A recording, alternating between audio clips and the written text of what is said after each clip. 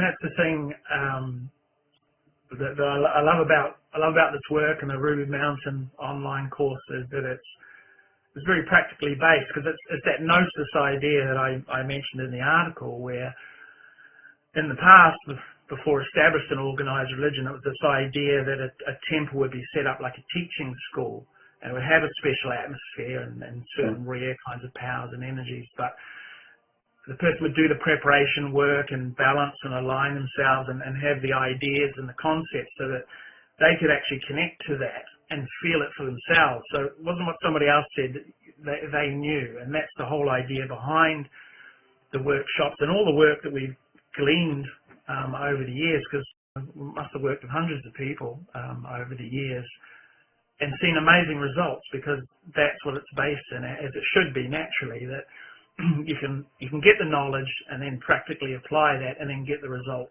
for yourself. And living in New Zealand, you're never too far away from the bush or the beach, but I still do that. Even if I'm just going for a walk through the forest, I'll stop outside the forest. I'll calm myself down. I will sort of let the forest know, because it's not just one life form, it's multiple life forms all integrated together, and it has its own atmosphere and its own energy. So just to make that intention makes all the difference. And I saw a really, really good example. It was a BBC documentary, and the interviewer there was interviewing people who lived at the base of the mountain in Tibet, the base of Mount Everest.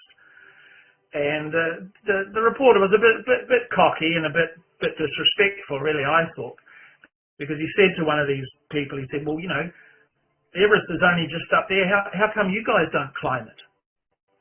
And the person just looked very calmly at them and through a translator said, well, our home is here. Our gods live at the top of the mountain. Otherwise implying that wasn't their place to be. It was something else altogether from normal life. And I thought, there's a mind state and an attitude about the unseen worlds that has a respect about it that makes all the difference. Difference in it.